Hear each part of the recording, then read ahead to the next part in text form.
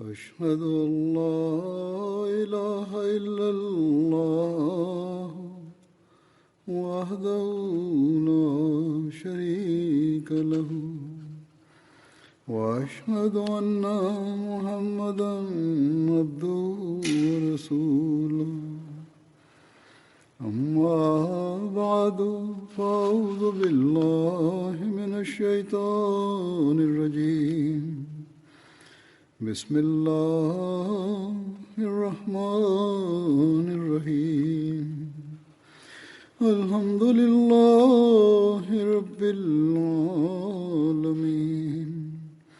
الرحمن الرحيم مالك يوم الدين إياك نعبد وإياك نستعين اهدنا الصراط المستقيم صراط الذين أنعمت عليهم غير المغضوب عليهم ولا الضالين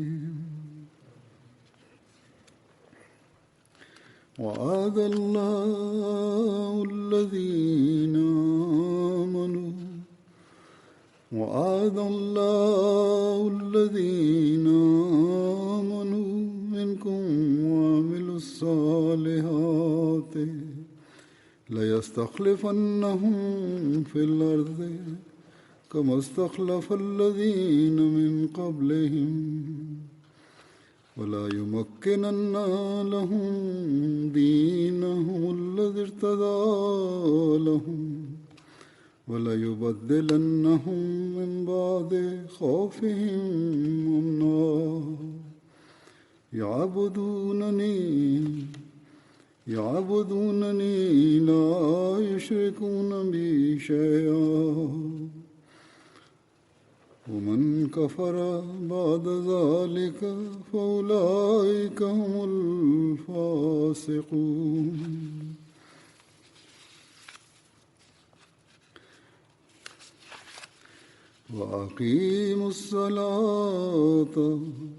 وأقيموا الصلاة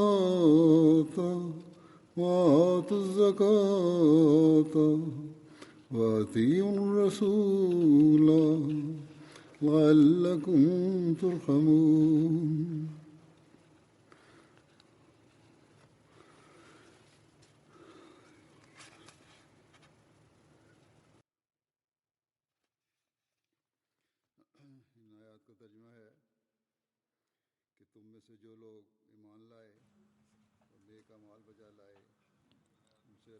La traduction de ces versets est comme suit.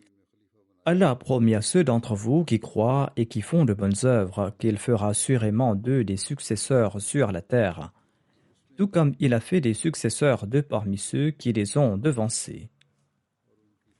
Et qu'il établira assurément pour eux leur religion qu'il a choisie pour eux, et qu'il leur donnera assurément en échange après leur crainte, sécurité et paix.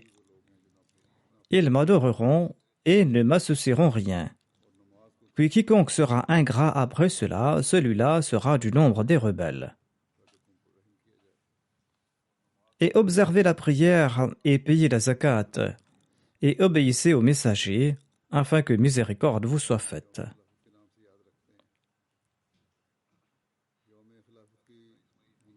Nous étions hier le 27 mai, date que nous commémorons comme la journée du califat au sein de la communauté Ahmadiyya. Et la Jamaat organise des conférences à cet égard afin de rappeler aux membres de la communauté l'histoire de la communauté et nos responsabilités à l'égard du califat. Et afin que nous puissions assumer ces responsabilités après avoir prêté allégeance au califat pour mériter par ce faire les faveurs divines.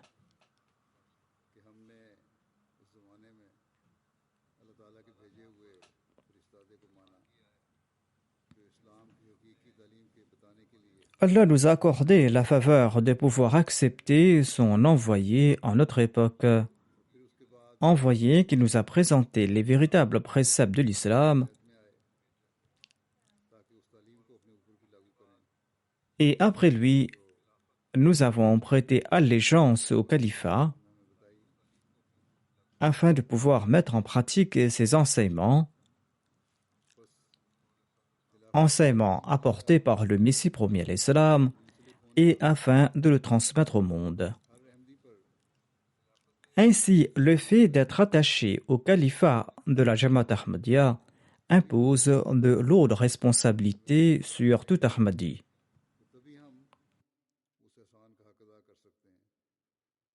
C'est en assumant ces responsabilités que nous pourrons prouver notre reconnaissance envers cette faveur que Dieu nous a octroyée.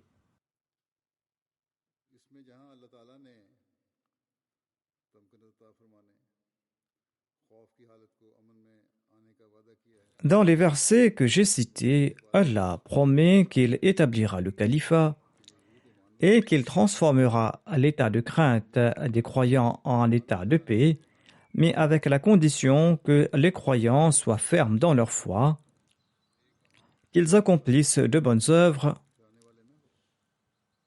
qu'ils respectent les exigences du culte de Dieu, qu'ils n'associent personne avec Dieu et qu'ils soient exempts de toute forme de polythéisme. Et il est très important de rendre culte à Dieu et d'accomplir la Salat afin de pouvoir accomplir ses œuvres. Il faudra suivre la méthode préconisée par Dieu, à savoir il faudra accomplir la Salat. Il faudra aussi dépenser dans la voie d'Allah. Ceci est très important. Et il est aussi très important d'obéir au prophète. Il faudra suivre chacun de ses ordres. Ainsi donc, lorsqu'on va se souvenir de ces principes, et lorsqu'on tentera d'y conformer sa vie, et que l'on respectera à la promesse de préférer la foi à ce monde en toute sincérité, c'est là que nous allons profiter des faveurs qui nous ont été promises.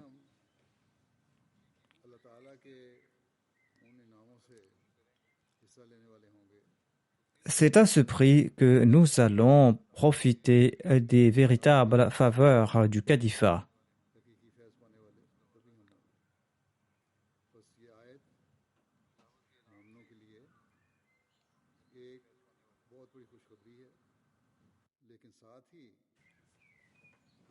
Ainsi donc, ces versets présentent certes une très bonne nouvelle aux croyants, mais cela doit aussi nous interpeller.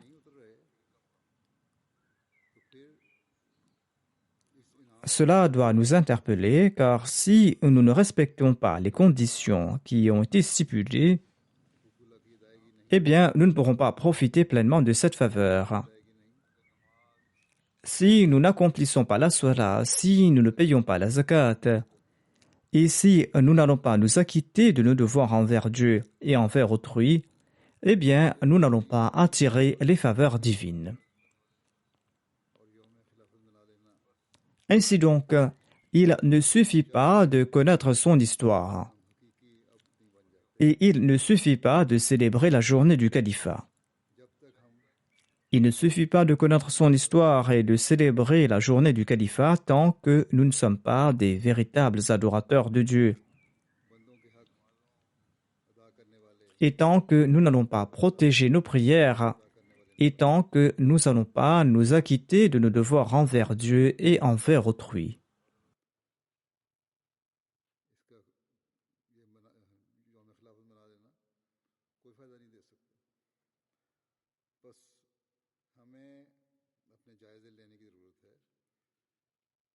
Sans respecter ces conditions, célébrer la journée du califat ne sera d'aucun avantage. Ainsi, il est très important d'accomplir notre introspection. Il est très important d'analyser l'état de notre foi. Est-ce que nous nourrissons en nous la crainte de Dieu? Est-ce que nous marchons sur les voies subtiles de la taqwa? Aimons-nous Allah au-dessus de toute autre chose.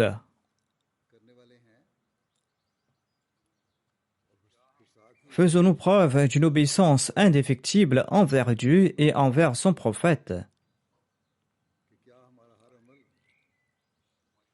Et en même temps, nous devons examiner nos actions.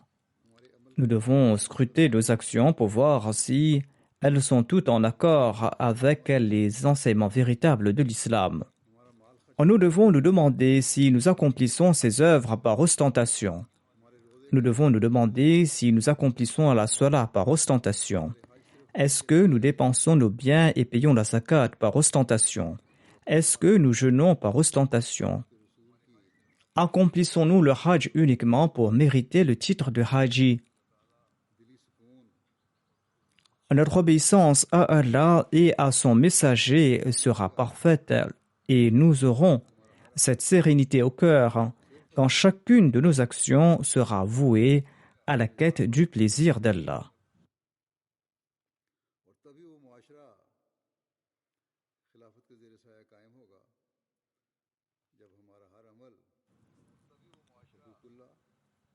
C'est là que nous pourrons établir cette société sous l'ombre du califat. Nous pourrons établir cette société sous l'ombre du califat quand chacune de nos actions aura pour but le respect des droits d'Allah et d'autrui. Ainsi, les simples discours ne suffisent pas. Il faut garder à l'esprit l'instruction d'Allah, à savoir que ces croyants bénéficieront de ces faveurs, ceux dont les actes seront justes.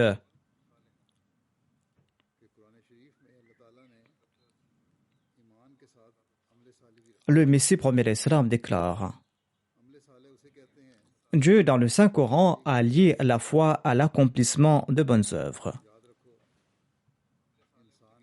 Sont considérées comme des œuvres pieuses celles qui sont exemptes de la moindre trace de corruption. Sachez que des voleurs sont toujours à l'affût des actions de l'homme.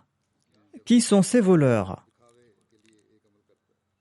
Ces voleurs se prénomment ostentation, ou le fait d'étaler ses propres actions.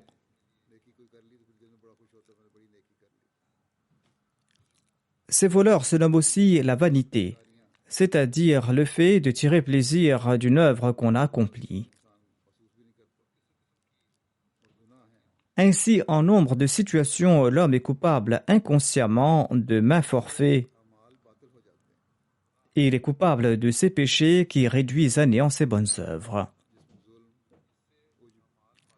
Les œuvres méritoires sont quant à elles exemptes de toute forme d'iniquité, de toute forme de vanité, d'ostentation, d'orgueil et de toute intention de nuire aux intérêts d'autrui. Ce sont là les bonnes œuvres. Le Messie premier d'Islam ne nous interdit pas le fait de commettre ces mauvaises actions. Il déclare en fait l'intention même de commettre ces actions ne doit pas effleurer l'esprit. Et c'est là que l'on sera considéré comme un véritable croyant et un croyant qui accomplit de bonnes œuvres. Le Messie premier d'Islam ajoute: ces bonnes œuvres sauveront l'homme ici-bas tout comme elles le feront dans l'au-delà. S'il existe dans une maison une seule personne dont la conduite est exemplaire, la maison tout entière sera sauvée. Sachez que sans bonnes œuvres, votre déclaration de foi à elle seule ne vaut pas grand-chose.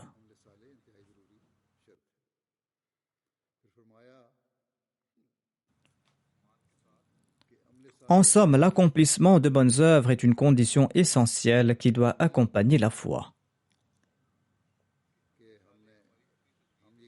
Le Messie premier d'Islam ajoute: nous ne pouvons pas définir de notre propre chef ce que sont les actions pieuses. Nous ne pouvons pas définir de notre propre chef les actions pieuses. Les bonnes œuvres sont celles qui sont complètement exemptes de corruption. Car le contraire du salih, du juste, est le fasad, c'est-à-dire la corruption. Une nourriture est considérée comme tayyib, comme saine à la consommation lorsqu'elle sera ni crue ni brûlée, et lorsqu'elle ne sera pas de qualité inférieure. Le corps doit être capable d'assimiler cette nourriture immédiatement. L'aliment qui fait partie intégrante aisément du corps est considéré taïb. Il n'y manque rien.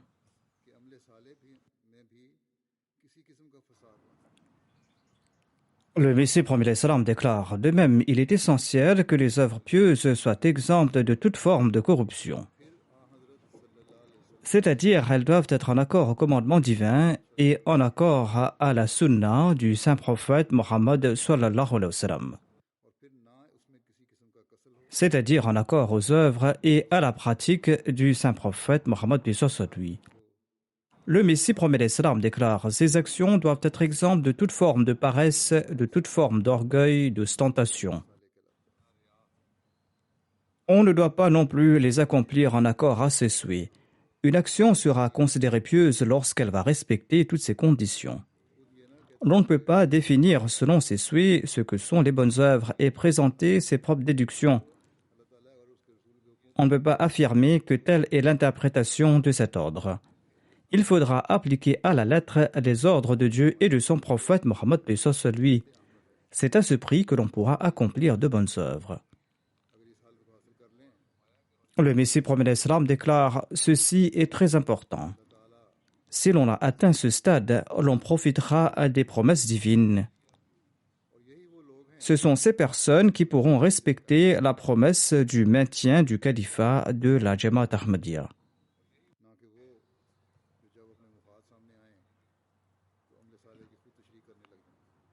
Cela ne concerne pas ceux qui commencent à présenter leur propre interprétation lorsque leurs intérêts sont en jeu et qui commencent à interpréter les décisions qui sont ma'rouf.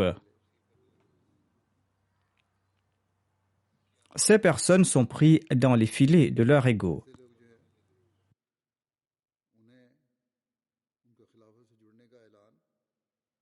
Se dire attaché au califat ne servira à rien pour pareille personne, même si ces personnes répètent à tue-tête qu'ils sont attachés au califat.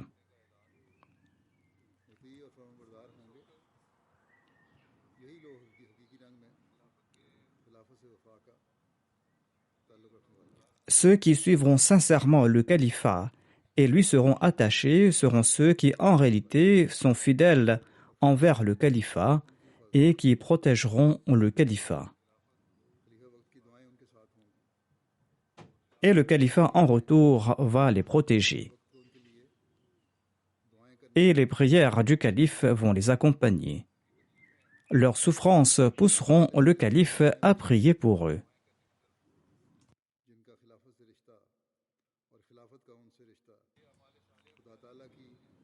Ces personnes accomplissent de bonnes œuvres et leur relation avec le califat et la relation du califat avec eux sont mues par la quête du plaisir de Dieu. Voici la définition du califat véritable. La relation entre le calife de l'époque et la Jamaat est uniquement pour le plaisir de Dieu.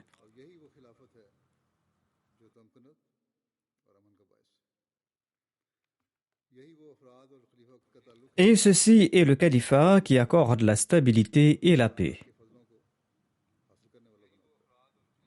C'est cette relation entre le califat et les individus qui accorde à tous deux les faveurs divines. Les autres musulmans souhaitent établir le califat, mais en usant de ruses et de stratagèmes de ce monde.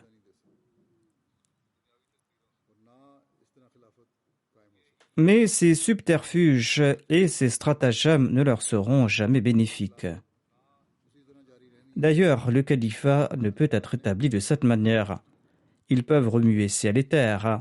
À présent, le califat va continuer à la manière dont Allah l'a décidé.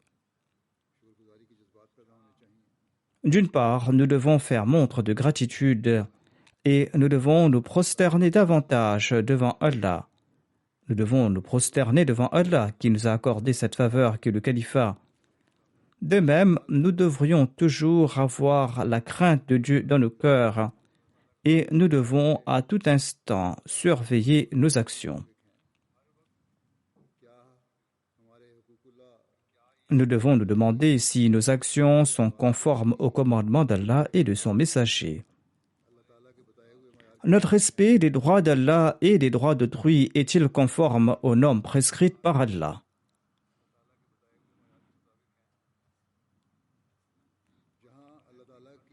Ainsi, tout Ahmadi devra à chaque instant prouver sa reconnaissance envers Allah, Allah qui nous a octroyé les bénédictions du califat.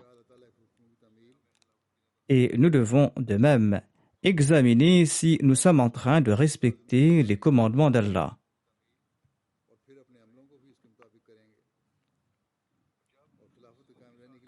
Quand on mènera sa vie tout en nourrissant ses pensées, et lorsqu'on va conformer ses actes à ses principes, et que l'on va également prier pour la stabilité et l'établissement du califat, l'on méritera également les récompenses d'Allah.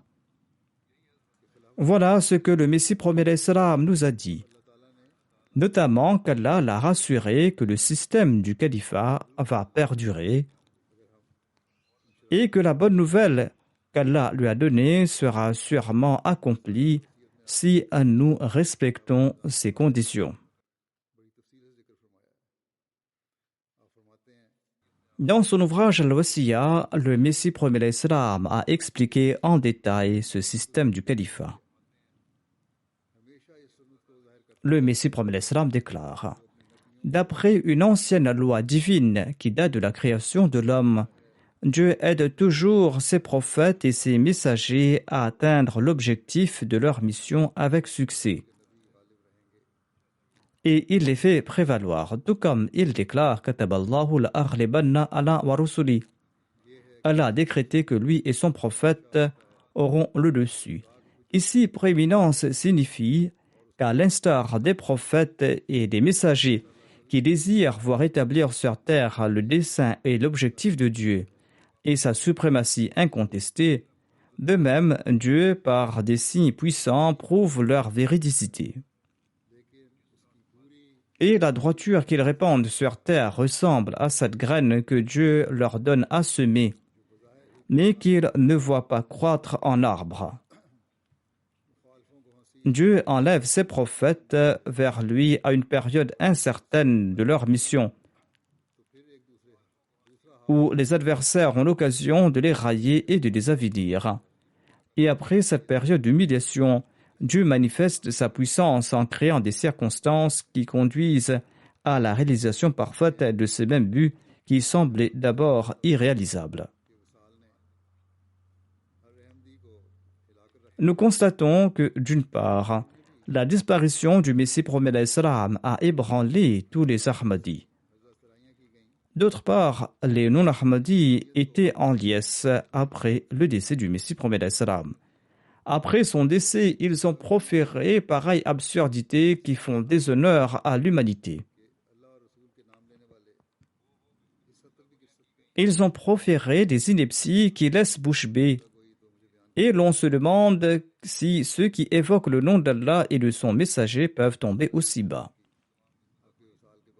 Ce n'est pas la peine pour moi de mentionner toutes ces absurdités, mais j'évoquerai certains des autres efforts qu'ils ont entrepris pour tenter de détruire la communauté après la disparition du Messie promet l'Islam. Ils ont propagé des rumeurs sur la désintégration de la Jamaat et du fait que les Ahmadis se sont détournés de l'Ahmadiyya. Par exemple, les disciples de Pir Jamaat Lisha ont déclaré que les Mirzaïs se détournent de l'Ahmadiyya et jurent allégeance à leur maître. C'est-à-dire, après s'être repentis de l'Ahmadiyya, après le décès du Messie promet l'Islam, les Ahmadis les rejoignent maintenant. Khaja Hassan Nizami conseille ceci aux Ahmadis. Il déclare rejeter la revendication de Mirza Sahib quant au fait qu'il est le Messie et le Mahdi. Sinon, en l'absence d'une personne aussi éclairée que Mirza Sahib et un aussi bon gestionnaire, les Ahmadis seront incapables de contrer les assauts des autres et cette communauté sera divisée. En apparence, il est en train de prodiguer ses conseils dans un langage très doux et d'une manière très politique. Cette personne était en apparence sérieuse et il affichait sa simplicité et sa sympathie. Et il semble conseiller les Ahmadis que Mirza Sahib est décédé et que personne ne pourra prendre soin des Ahmadiyya présents. Il faudra qu'ils abandonnent l'Ahmadiyya pour venir rejoindre les autres musulmans. Mais ils ignoraient certains faits, ces gens-là. Leurs yeux ne pouvaient pas voir la gloire de la promesse que Dieu a faite au Messie premier d'Islam. La promesse dans laquelle il disait que « Je suis avec toi et avec tes disciples ». Voilà ce que Dieu lui avait dit dans ses révélations. Dieu lui a fait des promesses et Dieu l'a rassuré. Et l'a rassuré que le califat sera établi après lui. Et ses promesses et ses prédictions s'accompliront certainement. Voilà ce que lui a dit Dieu. Le Messie premier d'Islam a précisé que la Jamaat des prophètes voit également la deuxième puissance de Dieu. En donnant ici l'exemple des prophètes, le Messie premier d'Islam a répondu à certains Ahmadis faibles de foi qui hésitent parfois à dire que le Messie premier d'Islam était un prophète. Le Messie premier d'Islam a fourni la réponse, à savoir que ma communauté est celle d'un prophète parce que moi-même je suis un prophète. Il déclare que la Jamaat des prophètes est témoin de la manifestation de la deuxième puissance divine. Et si vous êtes ferme dans votre foi, vous serez témoin de cela.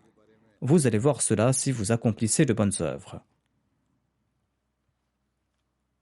Le Messie premier d'Islam déclare à propos de la deuxième manifestation de la puissance divine. Il déclare: ainsi Dieu manifeste sa puissance de deux façons. La première durant la vie même de ses prophètes, et l'autre après leur mort, quand toutes sortes de difficultés entourent leur mouvement encore naissant, et quand les adversaires semblent avoir le dessus, et lorsqu'ils sonnent le glas, et lorsqu'ils croient dur comme fer que cette communauté est finie, et encore quand les disciples des prophètes sont assaillis de doutes, et lorsqu'ils commencent à perdre patience et courage, et quand enfin beaucoup de malheureux prennent le chemin de l'apostasie. C'est dans ce moment aussi désespéré que Dieu manifeste la deuxième forme de sa puissance et relève le mouvement qui semble s'échouer. Celui qui patientera jusqu'à la fin assistera à ce miracle de Dieu. Il en fut ainsi au temps d'Abu Bakr as-Siddiq, lorsqu'on croyait la mort du saint prophète Mohammed soit lui prématurée, quand d'ignores bédouins du désert abjurèrent l'islam, tandis que les compagnons étaient terrassés par la douleur.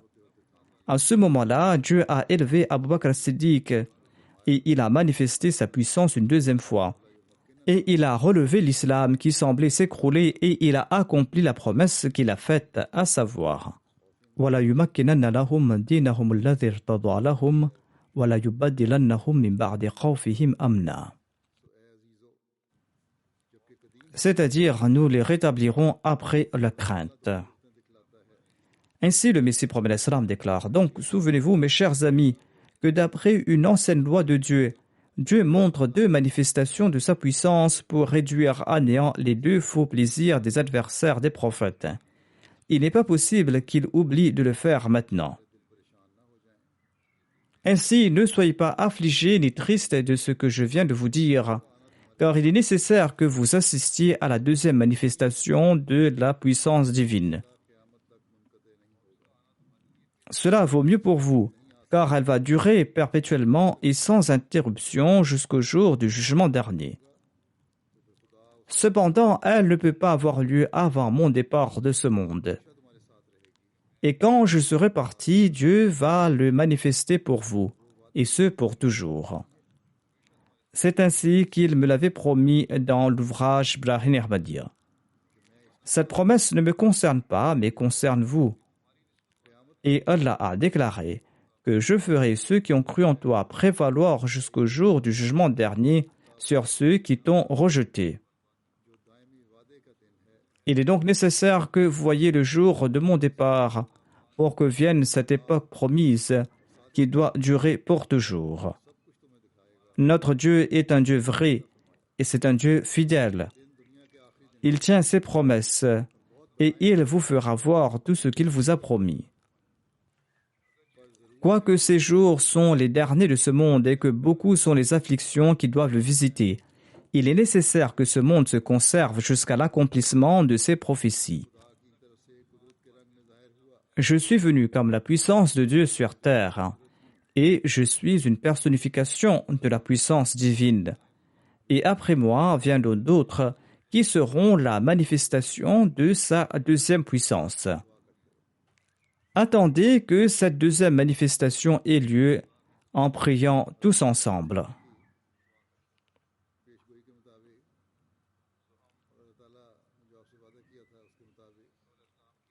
Nous sommes témoins des faveurs divines depuis ces 113 dernières années, en accord aux promesses de Dieu en faveur du Messie promis l'Islam.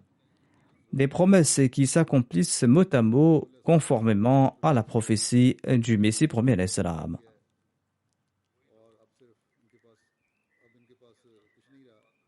Suite au décès du Messie promis l'Islam, certains disaient que la tête des Ahmadis a été tranchée et qu'ils n'auront plus rien à présent. J'ai cité l'exemple de quelqu'un qui disait que les Ahmadis doivent abandonner l'Ahmadiyya car personne ne va s'occuper de cette communauté à présent. Le journal Kazan Gazette écrit ceci à propos du premier calife. Que reste-t-il des Mirzaïs? Ils ont été décapités. Après l'élection du premier calife, ils ont écrit cela. Celui qui est à présent l'imam des Ahmadis, sachez-le, ne pourra rien faire pour vous les Ahmadis. Certes, il pourra vous réciter le Saint-Coran dans la mosquée. Mais ces aveugles ne savaient pas que le prophète Abraham avait prié pour l'envoi d'un grand messager parmi ses descendants pour accomplir cette œuvre grandiose. Le saint prophète Mohammed sallallahu alayhi wa sallam a été suscité avec cette charia grandiose. Il s'agit du livre parfait et complet qui accorde du succès ici-bas et dans l'au-delà à ceux qui le lisent et à ceux qui l'enseignent. Le Messie promis l'Islam a d'ailleurs été suscité pour répandre les enseignements de ce livre grandiose.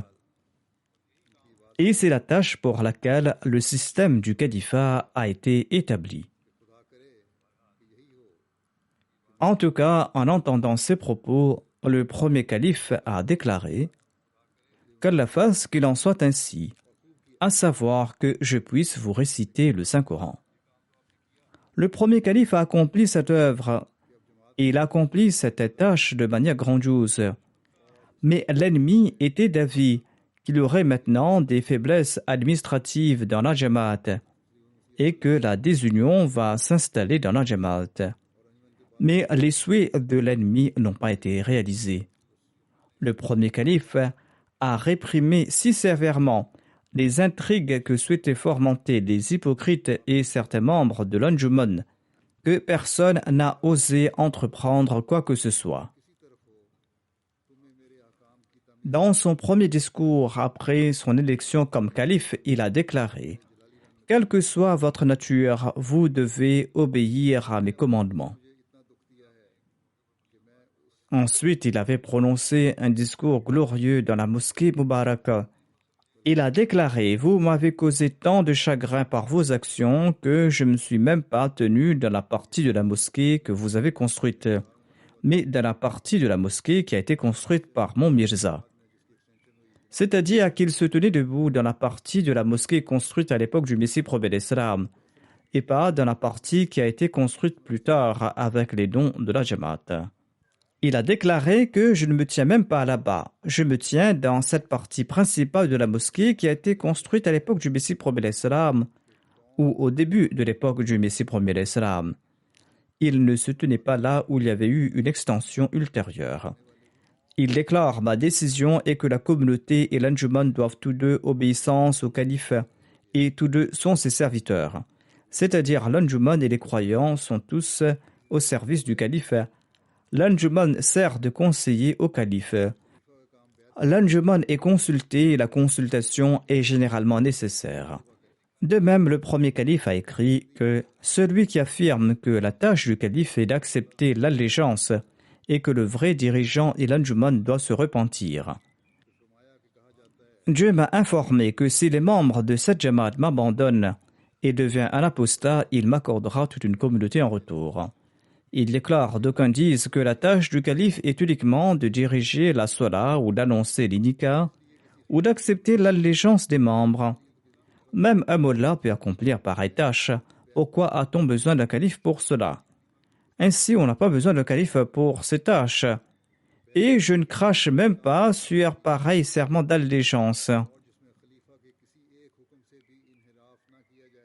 L'allégeance ou la bayra exige une obéissance complète et le respect de tout commandement du calife. Ce discours a non seulement réduit à néant les plans des hypocrites, mais a également fait taire les opposants de la communauté ahmadiyya. Quand celui qu'il considérait comme vieux et faible a parlé avec le soutien de Dieu, eh bien tout le monde s'est assis comme de la mousse.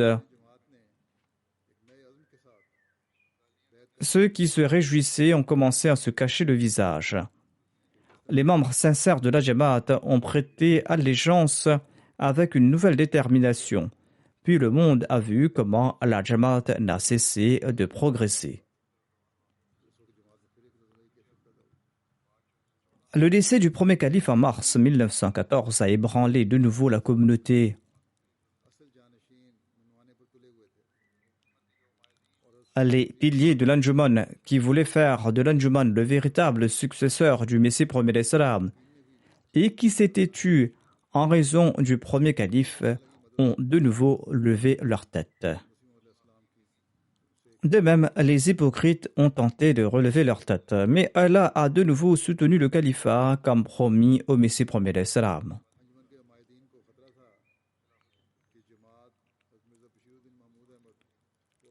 Ces piliers de l'Anjuman craignaient que la Jamaat élise Hazrat Mirza Bashiruddin Mahmoud Ahmad comme le prochain calife. Et ils se sont efforcés pour qu'il ne soit pas élu calife. Ils tentaient d'une manière ou d'une autre de reporter l'élection du calife, ne serait-ce que pour une courte période. Hazrat Mirza Bashiruddin Mahmoud Ahmad a déclaré « Un calife doit dans tous les cas être élu. Mais je précise également que je n'ai aucun intérêt à devenir calife. Choisissez le calife de votre choix. Moi et toute ma famille, nous allons lui jurer allégeance avec un cœur sincère. » Mais ces personnes qui se considéraient des plus intelligents et qui ressentaient le danger que la décision soit en faveur de Hazrat Mirza Bashiruddin Mahmoud Ahmad, ces personnes qui convoitaient le pouvoir n'ont pas accepté cette déclaration. Ils ont rejeté la déclaration du deuxième calife Hazrat Mirza Bashiruddin Mahmoud Ahmad, qui disait qu'il était prêt à prêter allégeance à toute personne de leur choix et qu'un calife devait être élu. En tout cas, selon la volonté du Messie premier d'Islam, un groupe de croyants s'est réuni dans la mosquée Nour. Ils étaient environ 2000 ou plus, et ils ont tous choisi Hazrat Mirza Bashiruddin Mahmoud Ahmad comme leur calife. Et les fidèles présents se sautaient dessus pour aller prêter allégeance au calife. Les gens disaient qu'il semblait que les anges tenaient des gens et les amenaient pour prêter allégeance à celui qu'Allah avait choisi. En voyant tout cela, quelques piliers de l'Anjuman ont disparu avec la caisse de l'Anjuman.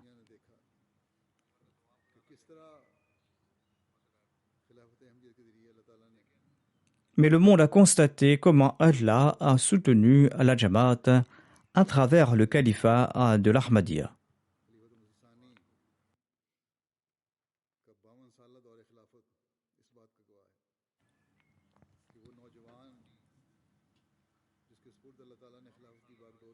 Les 52 ans du Muslim Maud, du deuxième calife de la communauté Ahmadiyya, témoignent de la croissance rapide de la Jamaat sous l'égide de ce jeune homme à qui Allah a confié les rênes du califat.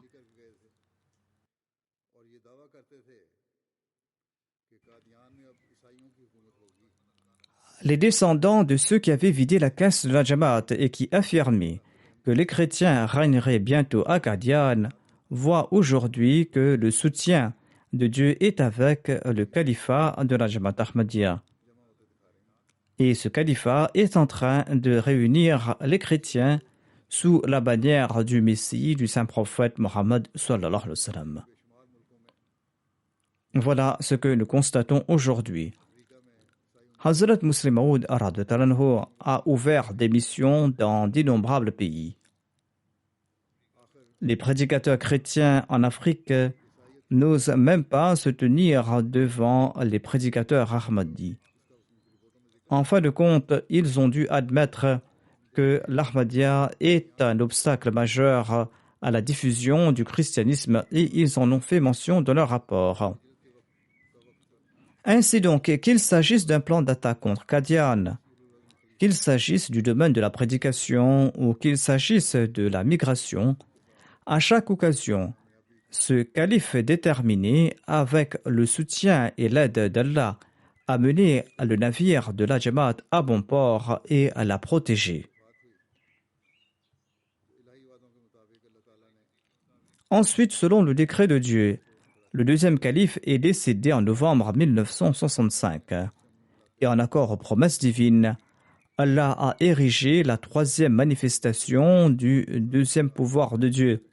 Et Dieu a fait sortir la Jamaat de la peur et lui accordé la paix.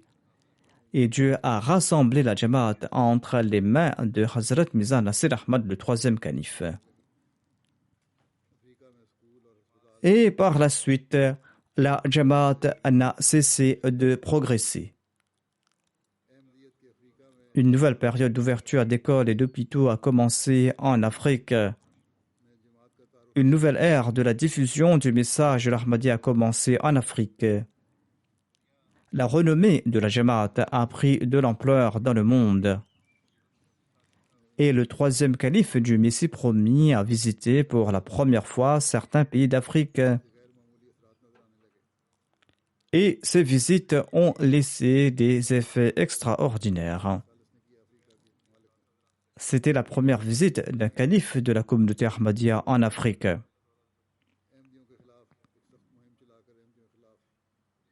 En 1974, le gouvernement pakistanais de l'époque a lancé une campagne féroce contre les Ahmadis et a adopté une loi pour qualifier les Ahmadis de non-musulmans.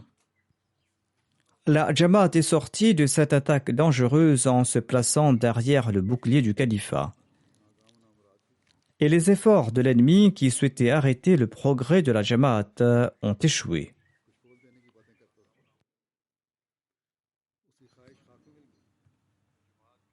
Les désirs de cet ennemi qui souhaitait remettre des ébaules entre les mains de la Jamaat ont été réduits en poussière et Allah a offert une nouvelle aisance financière aux membres de la communauté.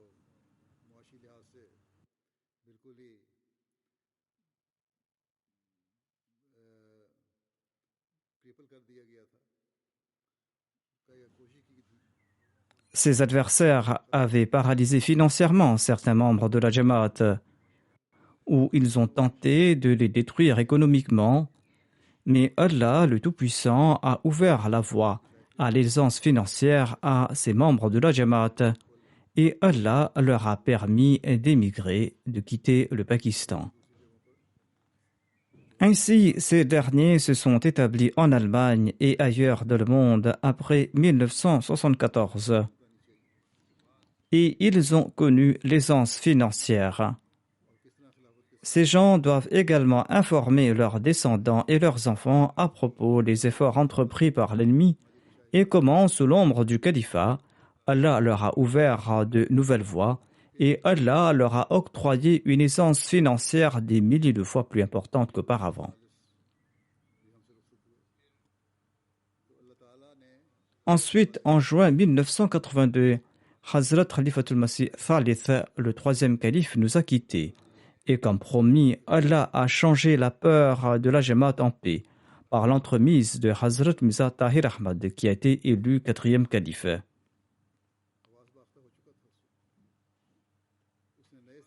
Et l'ennemi a perdu l'essence en voyant les progrès de la Jamaat.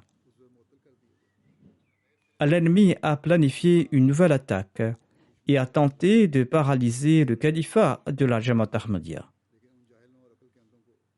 Dans sa prétention, l'ennemi a essayé de décapiter la Jamaat. Mais que savent ces ignorants et ces aveugles des plans de Dieu?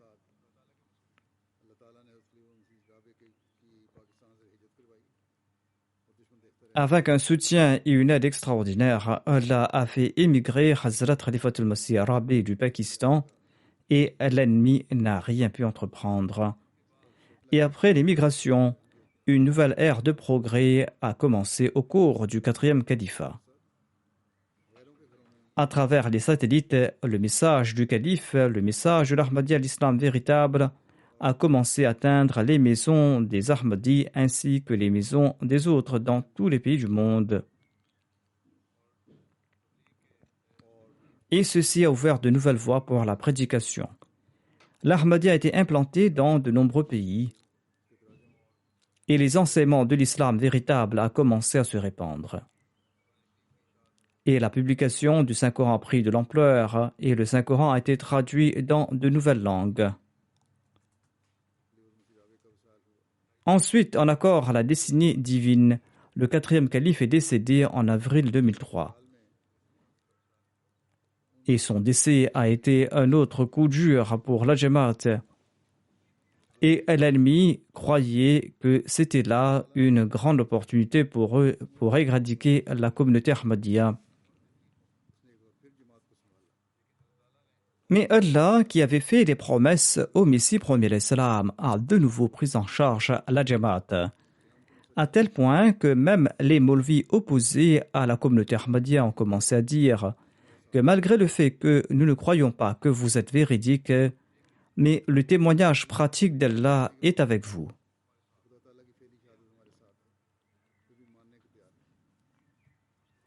Bien qu'ils soient convaincus que le témoignage pratique de Dieu est en faveur de la communauté Ahmadiyya, ils ne sont toujours pas prêts à croire en la communauté Ahmadiyya. Allah a accepté les supplications des croyants et il a fait en sorte que leur état de crainte laisse place à la sérénité. Et dans l'histoire de l'islam, par l'intermédiaire du Messie premier l'Islam, l'époque du 5e calife a débuté. Au début de l'ère islamique, le califat bien guidé était limité à 4 califes et cela était en accord à la prophétie faite par le saint prophète Mohammed sur lui. Le fait qu'à l'époque du Messie premier l'Islam, la période du 5e calife débute est également en accord avec la prophétie du saint prophète Mohammed sallallahu alayhi wa sallam. Après l'avènement du Messie premier l'Islam, de nouveaux chapitres ont été écrits dans l'histoire de l'islam, dont la période du 5e califat fait partie. L'ennemi pensait que la direction de la Jamaat a été fragilisée, mais l'ennemi ignore que la Jamaat se trouve en fait entre les mains de Dieu. Et la personne qui est soutenue, qui est assistée par Dieu lui-même, est fortifiée par Dieu. Aujourd'hui, l'ennemi observe, bien plus qu'avant, le progrès de la Jamaat avec un regard plein de jalousie. La communauté Ahmadiyya a été connue et reconnue de façon extraordinaire lors de cette période et dans toutes les classes de la société et à tous les niveaux. Je suis moi-même une personne très faible et ce progrès ne résulte aucunement en raison de mes qualités. Si la communauté Ahmadiyya est en train d'être connue et présentée au sein des États de ce monde et auprès des dirigeants et dans les parlements, ce n'est qu'en raison des grâces divines et en raison des supplications faites par le Messie premier l'Islam et en accord aux prophéties du saint prophète Mohammed paix soit lui. Nous sommes témoins tous les jours des grâces divines. La publication du Saint-Coran, la publication des ouvrages du Messie premier l'Islam dans différentes langues a nettement augmenté. Le véritable message de l'islam est transmis dans tous les pays du monde à travers la MTA. Au début, il n'y avait qu'une seule chaîne et une seule langue, et aujourd'hui, il existe 8 différentes chaînes MTA diffusées dans le monde. Et les studios de la MTA ont été établis dans différents pays du monde, des studios qui diffusent les émissions de la MTA. Il n'y a pas qu'un seul studio, il en existe plusieurs en Afrique, en Amérique du Nord et en Europe. Tout cela aurait été impossible eu égard à nos moyens limités. Et le véritable message de l'islam est transmis à travers les réseaux sociaux. L'État pakistanais a tenté de placer des restrictions à cet égard par différents moyens, mais Allah a ouvert d'autres voies dans d'autres pays du monde. Allah nous a également fait comprendre qu'il y a une nouvelle voie pour maintenir le lien avec le califat. Ce moyen a été découvert lors de cette période de pandémie du Covid-19. Il s'agit des rencontres et des réunions virtuelles qui permettent de garder un lien direct avec les Jamaat. Et les gens profitent des directives du calife en direct.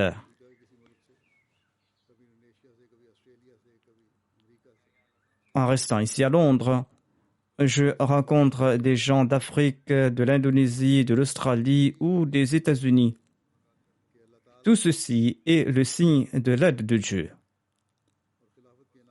Ainsi, nous ne devons jamais oublier que nous devons toujours être reconnaissants pour ces grâces qu'Allah répand sur nous et pour ce cadeau qu'est le califat, afin que nous puissions profiter de ce cadeau jusqu'au jour du jugement, et ce en accord avec la prophétie du saint prophète Mohammed sallallahu alayhi wa sallam. Allah le Très-Haut avait promis ce progrès au Messie premier l'Islam, et Allah remplit toujours ses promesses. Mais afin d'en profiter, nous devons nous acquitter de nos devoirs et nous devons aussi prouver notre gratitude envers Dieu et nous devons nous prosterner davantage devant lui. Il est nécessaire que nos paroles et nos actes expriment cette reconnaissance pour cette bénédiction qu'est le califat. Nous devons toujours nous tenir prêts pour tout sacrifice afin de remplir la promesse d'obéissance indéfectible envers le califat et ce jusqu'à notre dernier souffle. Ce n'est qu'à cette condition que nous nous acquitterons de nos devoirs en faisant en sorte que nos descendants soient soumis au califat jusqu'au jour du jugement dernier. Le Messie premier l'Islam a assuré à ceux parmi nous qui sont prêts à tout sacrifice, tout en restant fermes dans leur foi, qu'ils seront les héritiers des grâces divines. Il déclare à cet effet: ne croyez pas que Dieu va vous abandonner. Vous êtes comme une graine qui a été semée par sa main. Et il déclare que cette graine sera un grand arbre qui va répandre ses branches dans toutes les directions. Béni est celui qui croit dans la parole de Dieu et qui ne craint pas les épreuves dans sa voie. Car il est nécessaire que vous soyez éprouvés afin que Dieu puisse distinguer celui qui aura été fidèle à sa baïra de celui qui l'aura trahi. Celui qui aura subi à une épreuve ne pourra nuire à la cause de Dieu. Il sera lui-même conduit en enfer. Il aura été mieux pour lui de ne pas avoir pris naissance. Mais ceux qui auront été patients jusqu'à la fin, malgré les calamités, malgré la rigueur des épreuves, malgré la dérision et le persiflage des autres, malgré la haine et la répugnance des autres, eh bien ceux-là vont triompher en fin de compte et ils seront bénis. Dieu m'a dit d'annoncer que ceux dont la foi en moi n'est pas entachée par les désirs de ce monde, dont les cœurs sont exempts de couardise et d'hypocrisie, et ceux qui sont entièrement soumis à sa volonté seront ses élus, et leurs chemins seront le chemin de ceux qui marchent sur la voie de la sincérité. Le Messie premier l'Islam ajoute: Dieu m'annonce maintes tribulations et que de grandes calamités frapperont la terre, certains durant ma vie même, d'autres après moi. Ma mission aura en partie du succès durant ma vie et en partie après moi.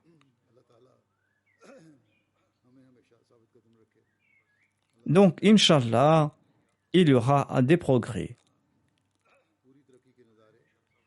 Qu'Allah nous accorde la constance, qu'Allah fasse que nous puissions voir tous ces progrès de nos propres yeux et que nous puissions être à la hauteur de toutes nos promesses et que nous puissions voir les accomplissements des promesses divines au cours de notre vie.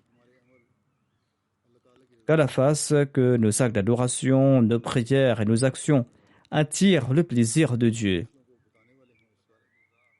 Que nous puissions nous rendre compte de l'importance du califat et que nous puissions transmettre cela à notre descendance afin que jusqu'au jour du jugement dernier, nos descendants puissent profiter de cette bénédiction qu'est le califat. Souvenez-vous également dans vos prières des Ahmadis du Pakistan et les Ahmadis qui sont opprimés ça et là dans le monde. Priez également pour les musulmans persécutés de la Palestine et d'ailleurs. Priez pour ces musulmans, qu'Allah enlève leurs difficultés, qu'Allah leur facilite la vie, qu'Allah permette à tous les Ahmadis de mettre en application les préceptes du Messie premier d'Islam afin qu'ils puissent devenir de véritables Ahmadis. Et qu'Allah permette à ces musulmans qui ont rejeté le Messie premier d'Islam de l'accepter et de lui prêter allégeance. Qu'Allah fasse que nous puissions bientôt voir le drapeau de l'islam et du saint prophète Mohammed soit lui flotter partout dans le monde, que nous puissions voir l'unicité de Dieu s'établir partout dans le monde.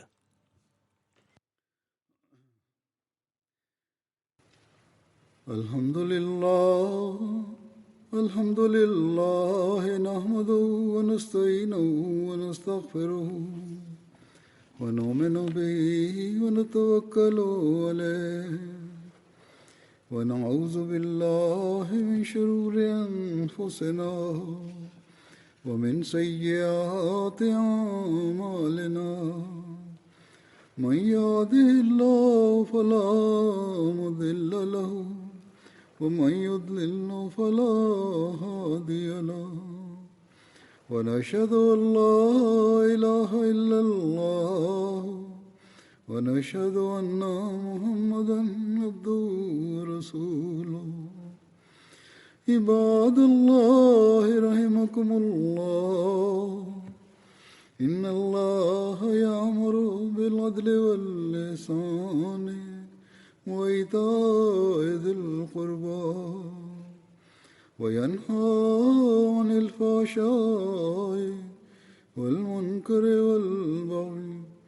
يعظكم لعلكم تذكرون اذكروا الله يذكركم وادعوه يستجب لكم ولذكر الله أكبر